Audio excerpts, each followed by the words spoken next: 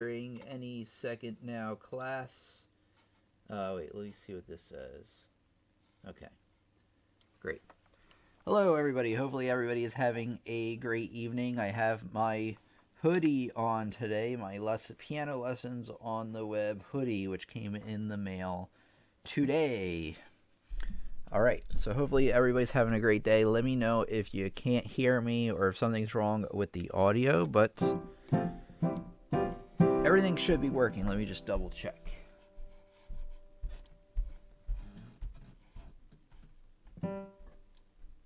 Yep. Hey, the bird is here once again. Hello, everybody. Hello, the bird. Hello. Let me scroll this down just a tad. There we go. Hey, Carol Christensen is back once again. We have Laredo back. Pray and hope. I hope and pray that you're feeling much better. Hello, good morning. Catherine says, good morning, Tim and team, says Catherine. Welcome back out to our classroom. So happy you could make it, Karen. And then I think Barbara said she had pneumonia. So yes, I am praying and hoping you get better as well too. You're a little quieter than normal, but not by a huge amount. How do I sound now? Because I wasn't in front of the camera before. In front of the, you know what it's called, microphone. Hello, Salma is here. Hello from Syria. Hello from the U.S. Welcome out to our live stream. Happy to have you. We have Max Comrade here with us once again. I think it might be your first time out, Max. So, first time here, says Dave. Welcome out. Anybody who is a new student, you're always welcome back to join us. We meet Fridays and Sundays, 8 p.m. Eastern Standard Time, which is around this time now for you. However, I want to tell you right now that next week is the exception. Next week, we are off next week for spring break. We will be returning. Let me tell you the exact date we will be returning. So yeah, this Friday the 30th, we are off. And I believe we're going to be back Friday, April 6th. So mark it down on your calendars. So you can come back when we're all ready. And of course, the allergies are right on time. All right, well, and welcome out anybody else, like Adria, Mike, just pouring in, and anybody else who is just joining us. Welcome out to our live stream. We're going to get started here in just a second. And today, as you can surmise, we are talking about composition and picking our chords for our composition. This is going to be a multi-part series that you're going to see done on Sundays. You know, once we come back from break, we'll finish up the series.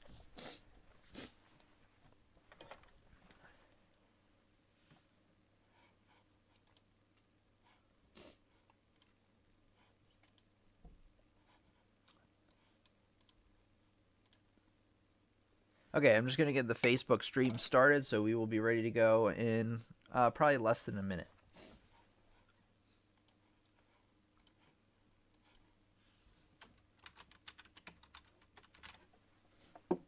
And hold on a second.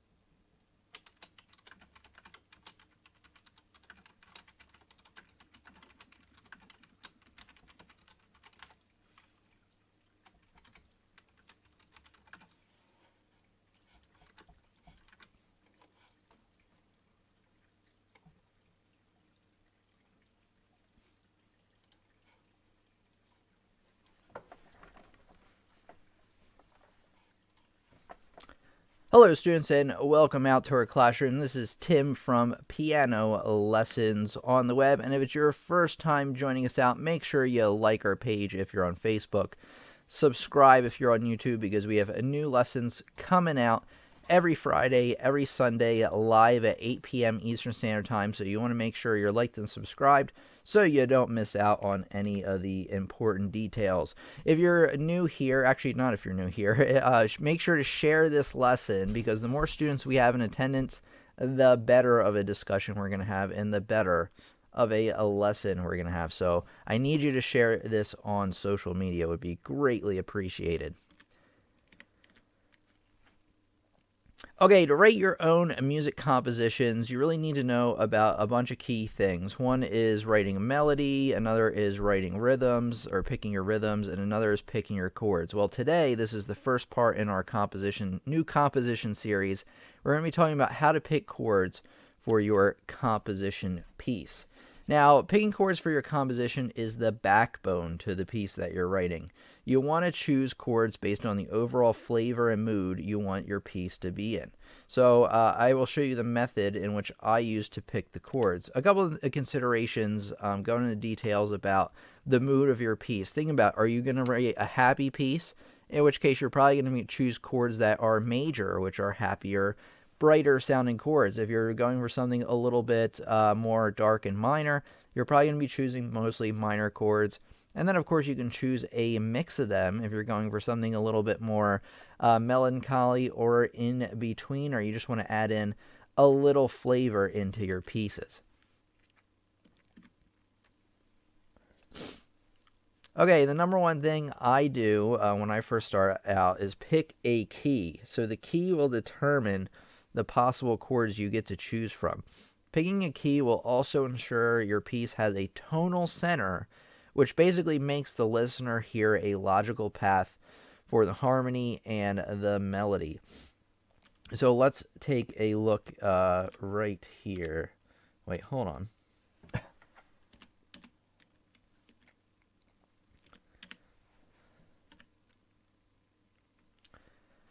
Okay, so a key basically tells you what notes are sharp or flat in your piece. So if you have like the key of C, the key of C by definition has no sharps or flats. So it's from C up to the next C and all the white keys in between. And the tonic is what we call C.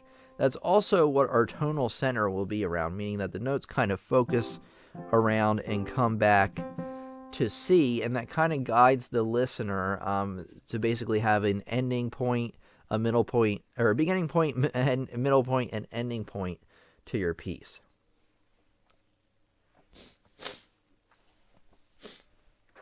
Sorry, everybody, allergies got me right on time. There were no problems earlier today, of course.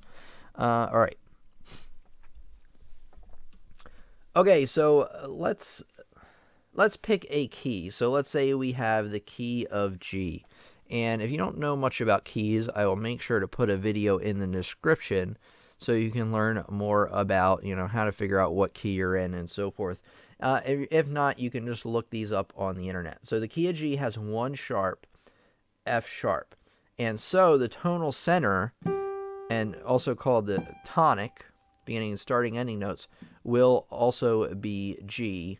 And we just have to keep in mind that in our piece, we have replaced all Fs with an F sharp.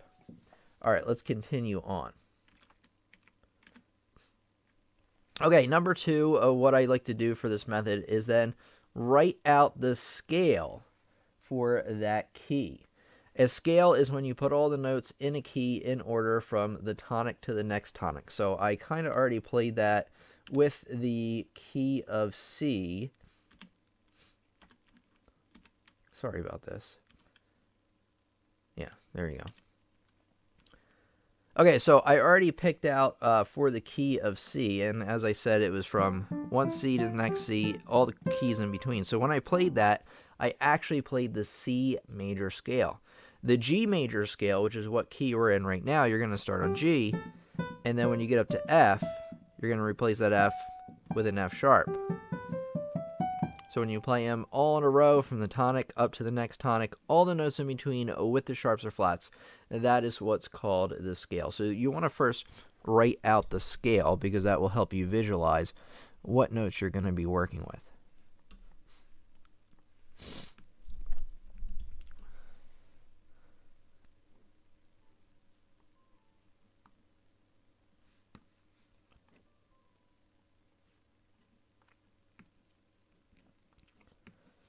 All right, and then just give me a second, everybody. I need to blow my nose.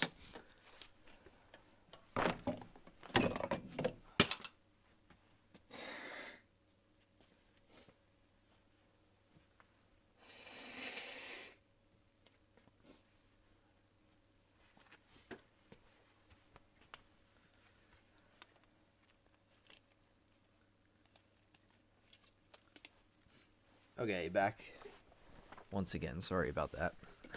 Like I said, all day, no problems, until, of course, we do the class, and then they're back.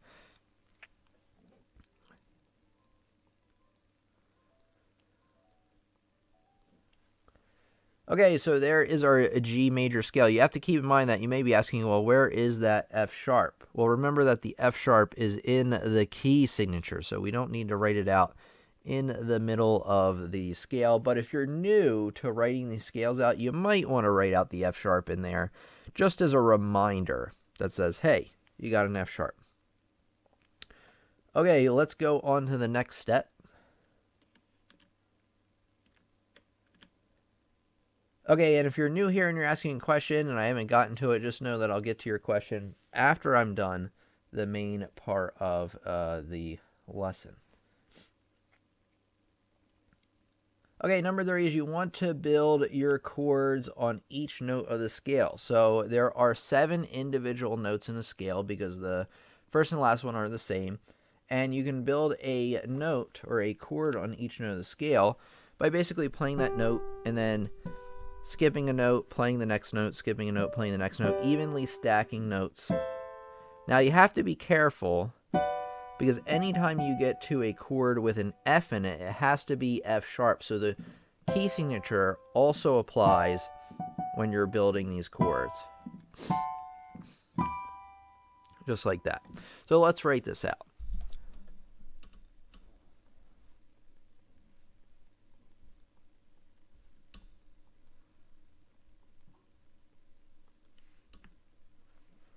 What?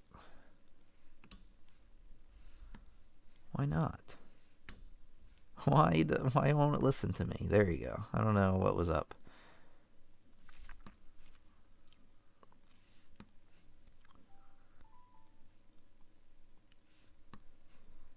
Okay, and this is just what I do. I take each note and I just evenly stack notes on top, and they give you the chords you are working with. I'm going to take the sharp away because it is in the key signature.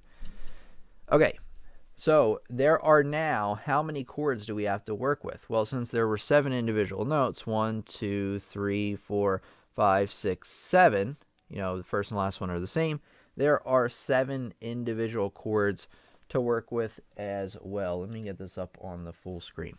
Okay, now one thing to keep in mind is that these chords are written usually in Roman numerals. So instead of writing, you know, 1, 2, 3, 4, 5, 6, 7, 8, they are commonly written as I, 2 I's, actually like that. So that's 2. Oh, wait, hold on. And by the way, also, if the Roman numeral is uppercase, it's a major chord. If it's lowercase, it's a minor.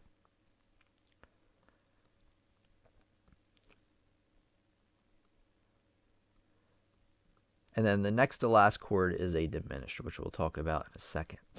Man, the allergies. Ugh.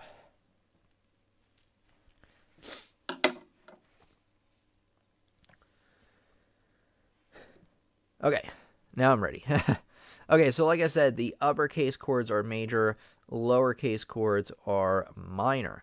So now the thing about that is when you play these chords up to scale, no matter what major key you're in, now it's a little bit different from minor key, the number 1 chord is always major. The number 2 chord is always minor. Then 3 chord is minor. 4 chord is major. 5 chord is major. 6 chords minor. The 7th chord is always diminished in a major key. And then back to the first chord. So the next step of this whole thing is to come up with a chord progression, which is a combination of these chords that's used repeated throughout the song. All right, everybody give me another second. I need to blow my nose again.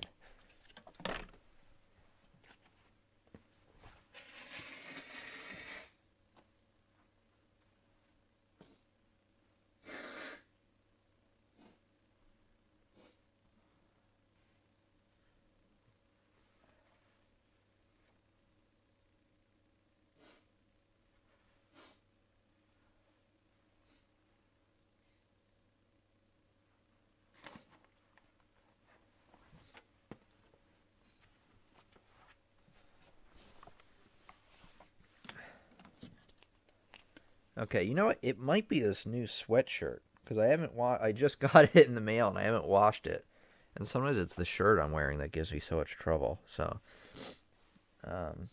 I'll take it off if it continues to be a problem.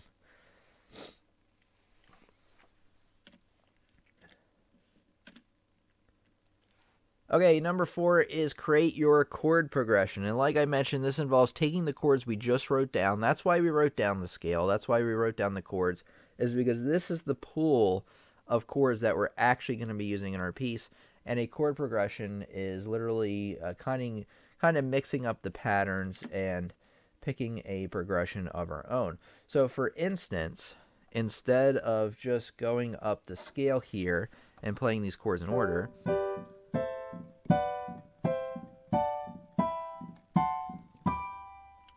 oh, I should have showed you here.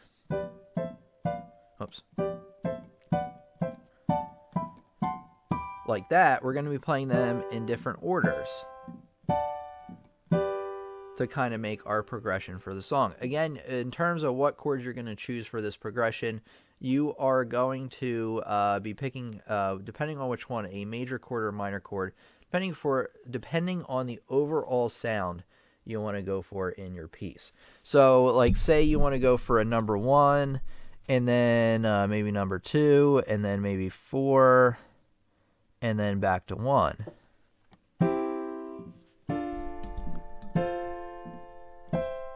Which isn't too bad. Yeah, it doesn't sound too bad. So you want to experiment around with different chord progressions to see which ones sound good. If I wanted to go for all major, I'd probably just go for 1, 4, 5, and then 1, since those are all major, and that would fit a really upbeat, happy kind of piece.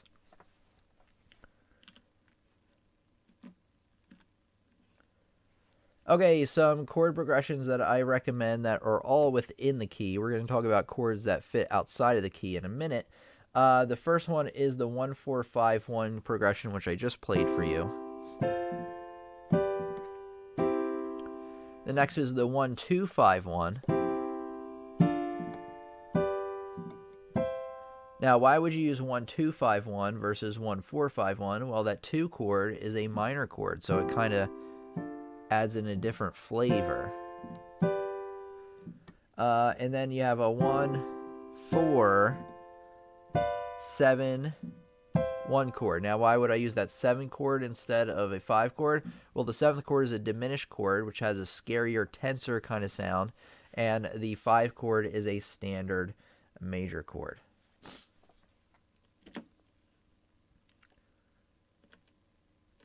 So a big part of this is experimenting around with the chords you have in front of you to see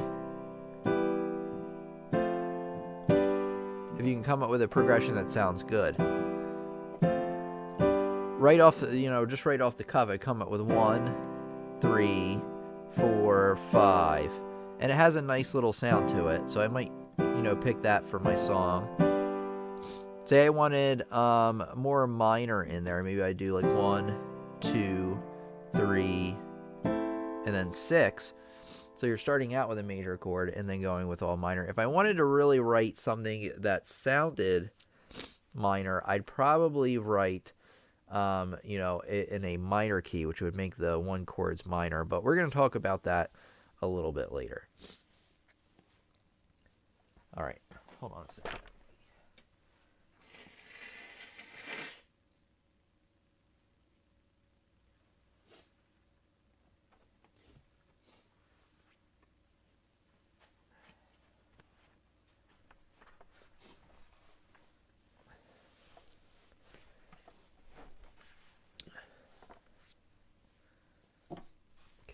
This is just terrific.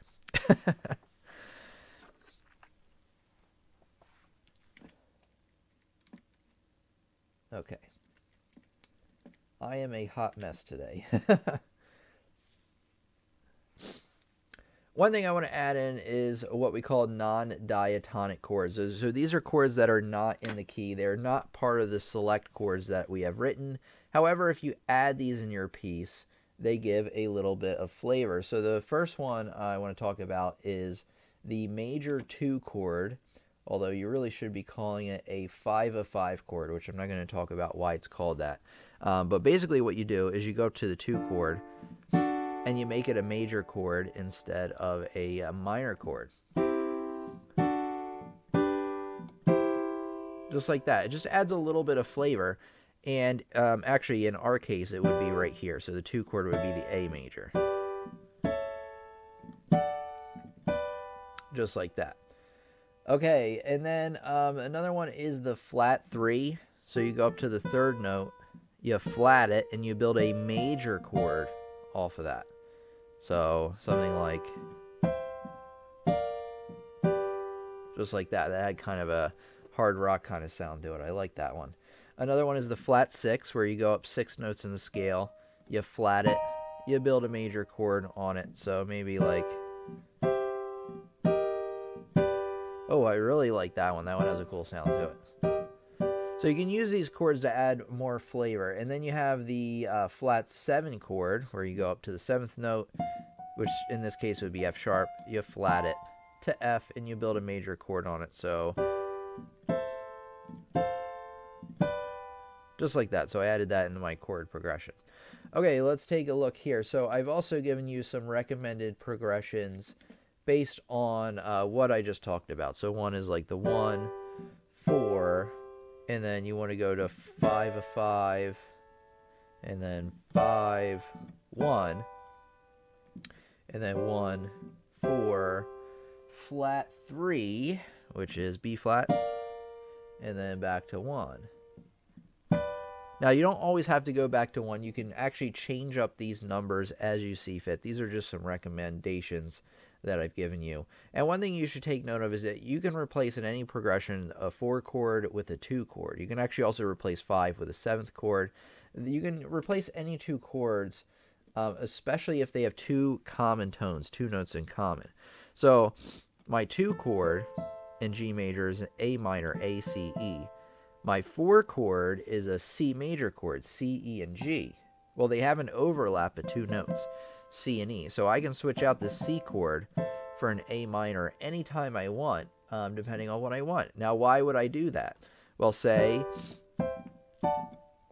I want a minor chord in there just to suit the flavor of the piece. So that's one thing I'm trying to drive home with you, is that you're going to want to pick your chords based on how you want your song to sound.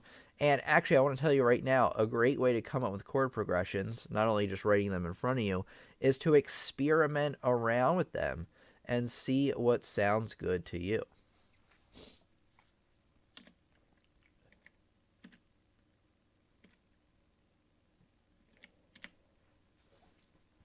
Okay, so now we're going to come up with a chord progression that we are going to use in the next part of this series. The next part of the series is we're going to come up with a rhythm based on what style of music we want to write, because the rhythm kind of tells you what style, whether you want to do bebop or, funk or whatever kind of piece you want to write. So let's come up with a chord progression together. So since we're going to pick the key of G, the key that we were talking about. So I'm going to go with 1. You can never, if you're actually new to composition, always start with chord number 1. And then, let's see, 1, and then I like 4, maybe flat 3, 1. So 1, 4, flat 3, 1. That has kind of a nice hard rock feel to it, which I think is what we're going to shoot for in our next lesson.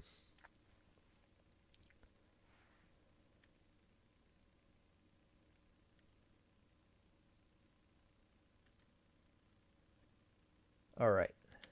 All right, everybody. I'm going to blow my nose, hopefully one last time. This is driving me crazy, this allergy stuff. I don't know where it came from. I can only think that it's the shirt, because I was fine all day. And then, like I said, I got this thing in the mail, and I wanted to show it off to you, and I didn't wash it first, which I shouldn't have done. But let me go blow my nose, and I'll be right back.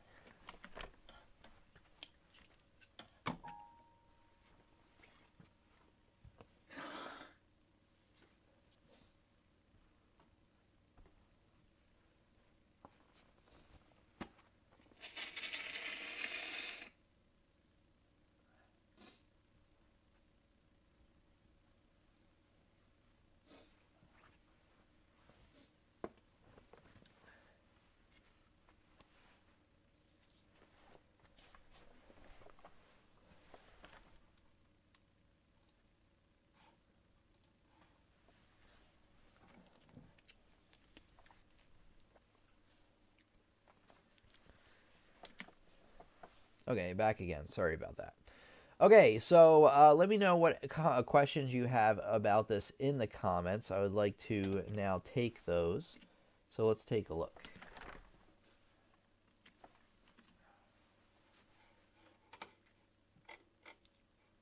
Okay, Barbara says, or maybe you could steal a progression from a song you like. Hey, that's not a bad idea, to tell you the truth.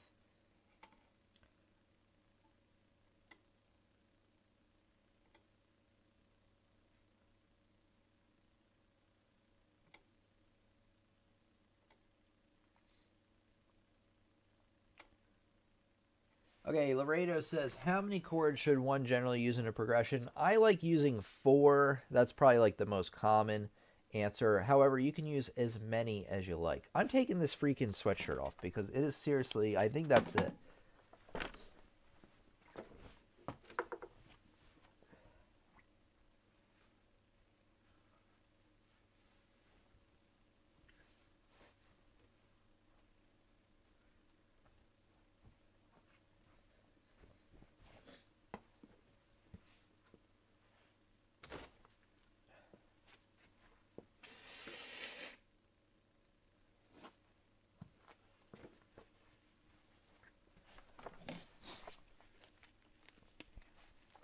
Okay, hopefully that does it.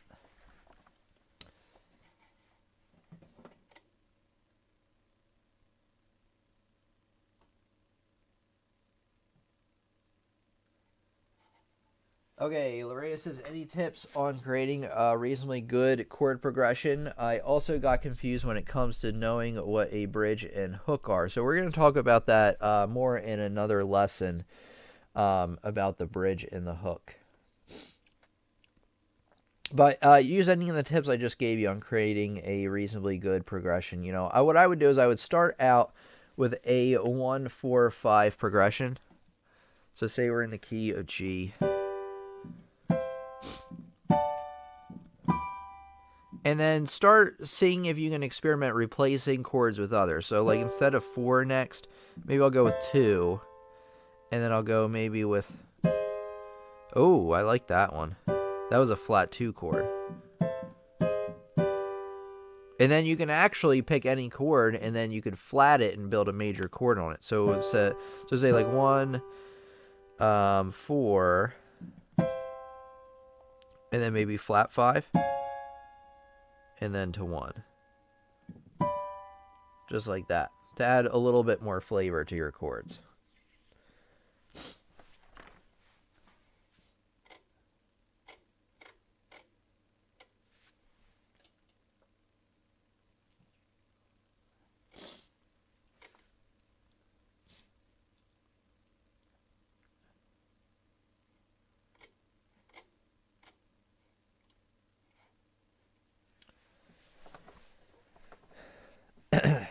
Okay, Karen says, Tim, that's 2 piano teachers I have with severe allergies. What's weird is, like, I would say 9 out of 10 days they're fine.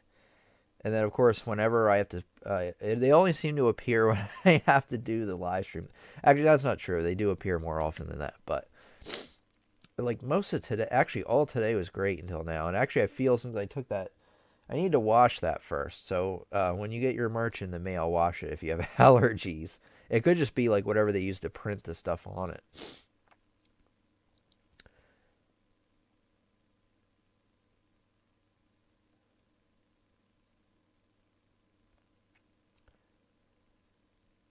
Okay, let's see here. Cheers, finally got electricity after 72 hours of storm. Ooh, that's rough. What's the most important thing to know when you first start writing? That's a good question.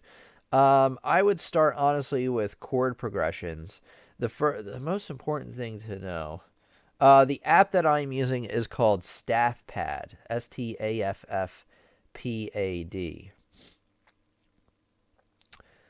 Catherine, somebody tell Catherine to refresh the page, please, if the live stream is frozen. And let me know if it's frozen for anybody else. The most important thing to know when you first start writing, honestly, you know what's a good idea, as somebody mentioned it above, is to go through songs that you know pretty well and look up the chord progressions to those and listen to the song and become familiar with how the chord progression sounds, because that will kind of be your toolbox on when you're picking chords for your own song.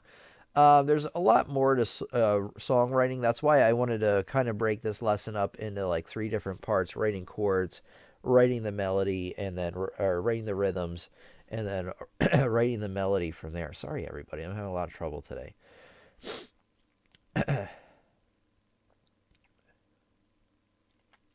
But the most important thing, I don't know. I feel like it's all pretty important. I know it's a cop-out answer, but it's true.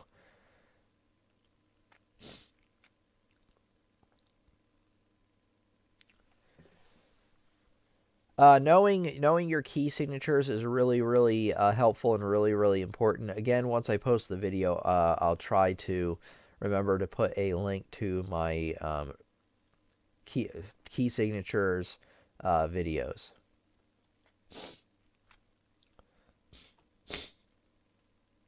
And here it is again. Oh my goodness, this is driving me crazy.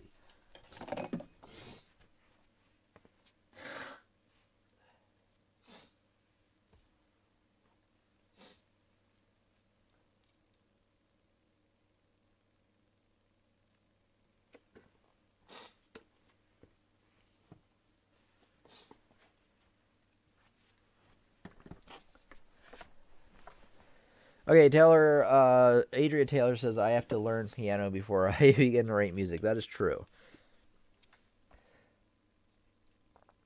Okay, let's see.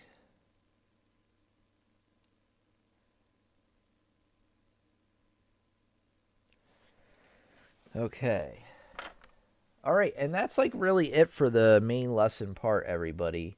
I think what I'm going to do is I'm going to do a formal outro. I'll answer some more questions, and then I think I'm going to end the stream a little early because, like I said, the allergies are just whooping me today, and then I think we'll just regroup for next time. All right, let me see what we got.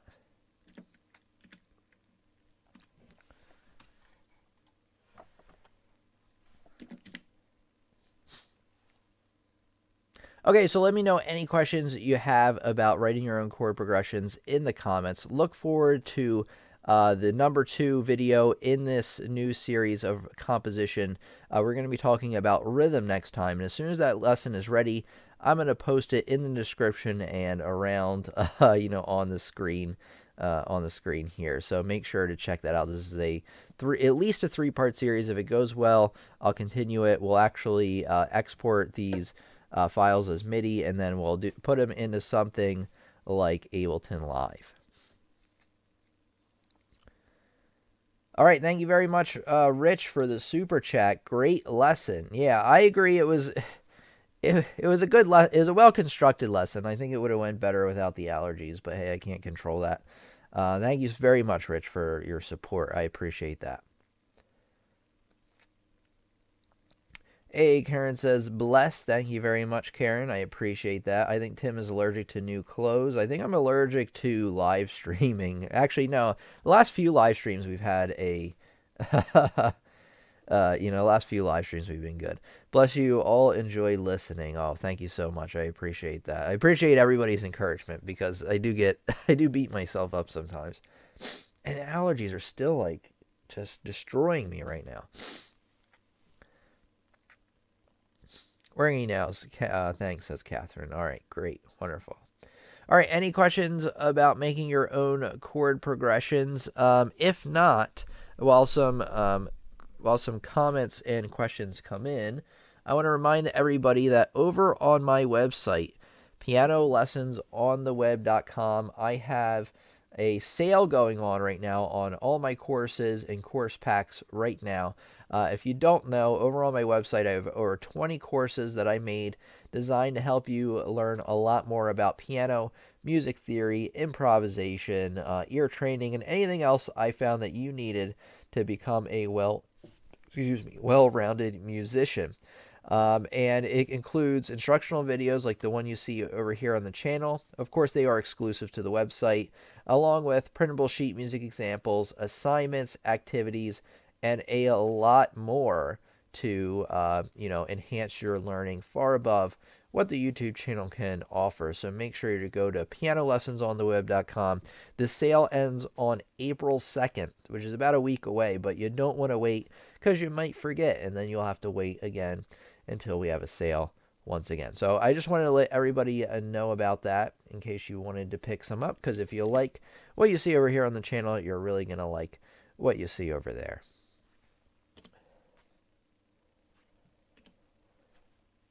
Okay, Rich says, oh, you know what, Adria? I have a cold sore too on the inside of my lip. I usually don't get them, though. You're a trooper, Tim. You suffer, but you press ahead regardless. Thank you so much. Tim, what genre is your favorite? That's a good question. Probably hard rock. I really like AC/DC, surprisingly. Let's see. I was going to say Pink Floyd, but not so much anymore. I don't know. AC/DC, Metallica is all right. Led Zeppelin I like. And then, like, well, oddly, I really like anime music. Like anime, music they use in anime, like Dragon Ball and things like that. Rich asks, Tim, do I have any other performing videos? No, I do not. Although what I am coming out with, so you may have seen that I came out with a video yesterday about how to play All the Stars from Kendrick Lamar. And that is a tutorial video that did pretty well. People seem to like that. So what I'm going to actually do, the next video you're going to see, now some of you already know this piece, is going to be a follow-along tutorial for the Prelude in C major. So what I'm going to start doing is I'm going to start putting out a tutorial video for a modern popular song, and then I'm going to make one for like a classical song. Like I'll do one on Fur Elise or Moonlight Sonata or something like that. Since it's a follow-along tutorial and I don't have to count out every single note for you, I can actually make these a lot better. These will be more like a performance from me that you can follow along with. So I don't have any other performance videos like the ones I played from the senior recital. At least not, unless they go way back, but in that case they're not that good. I'd have to find them too. See if we still have them anywhere. Did you see my question about getting past the first 80%? I did. I'm trying to remember where I saw it. Was that in one of the comments of the videos, or was that in Facebook? I don't quite remember.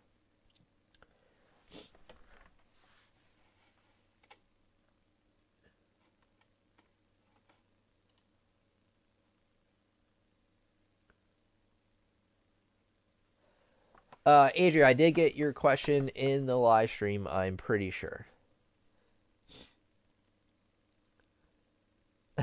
Agreed, it keeps me going when the going gets tough.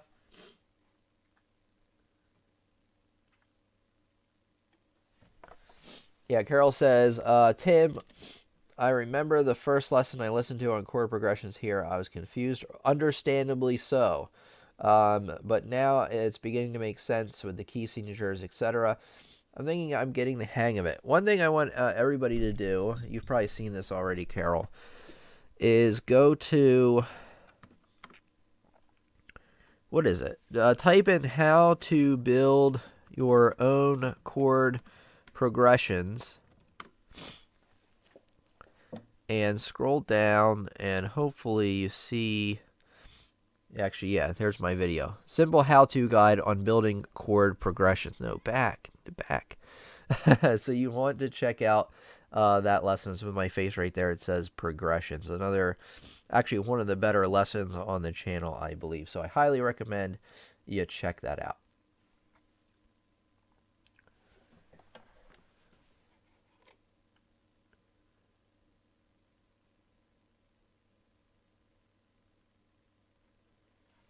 Oh, Rich Bryan says, I didn't notice the Kendrick Lamar video. The thumbnail was a picture of him, so I didn't assume it was your video when it came up on my feed. All right, I'll have to keep that in mind, actually. So when I make the thumbnails from now on, I'll give you a clue as to that it's me. I was going for something a little different with the thumbnail to see how that worked.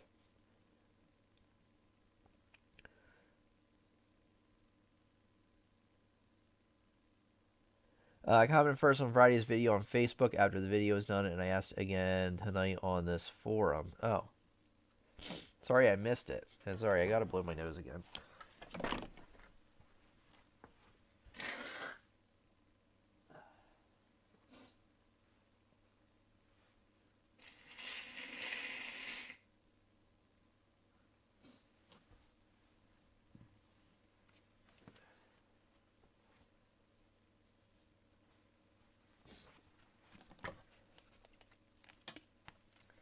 And in general, general rule of thumb is that comments on the weekends, I generally wait until like Monday morning to get to. That's the same with emails that come through my website.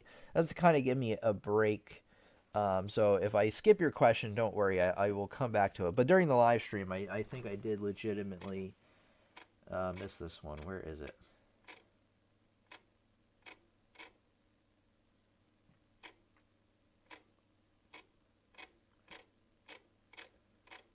Wait. I don't see it here, Barbara. Oh, here it is. Here we go. Sorry about that. Okay, Barbara says, after watching Friday's show, I realized that where I am stuck is getting beyond that 80%. Tim, maybe you could do a show on that. Yeah, that's a great idea. So let me write this down for you.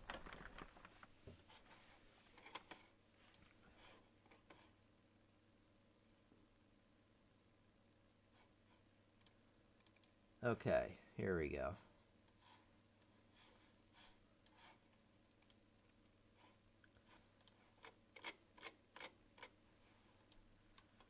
Okay.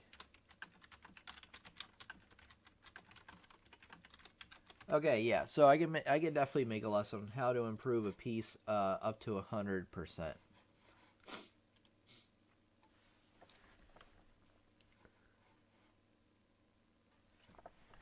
Love the idea of tutorials, Tim. Thank you very much. There are more on the way.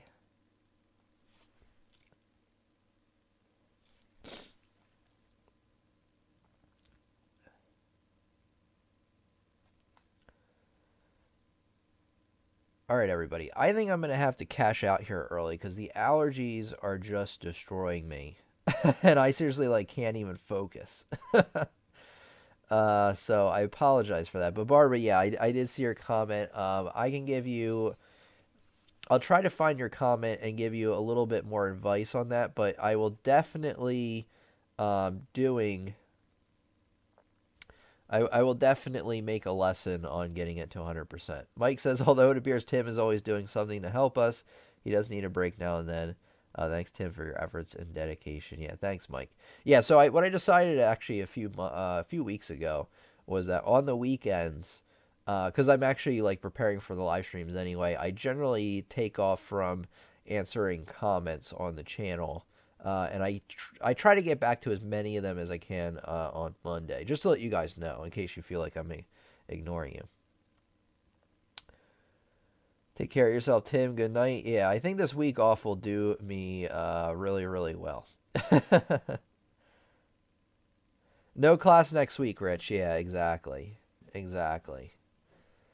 And thanks for letting me know about the thumbnail. That's actually really, really helpful feedback that, I didn't really consider that, if I took myself out of the thumbnail or if I change it stylistically a lot, that students might not think it was me. So I actually have to, I might even adjust that thumbnail again to make it a little bit better.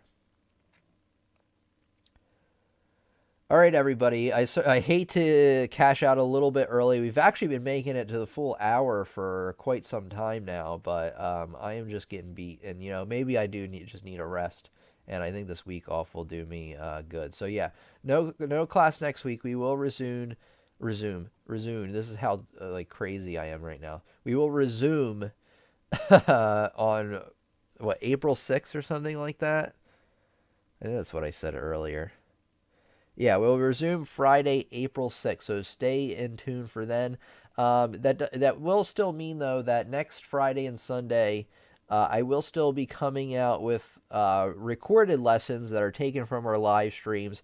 I also have that other tutorial I recorded a few days ago for you, so you will check that out. So thanks, everybody, for the Get Better get better messages. I really, really appreciate it.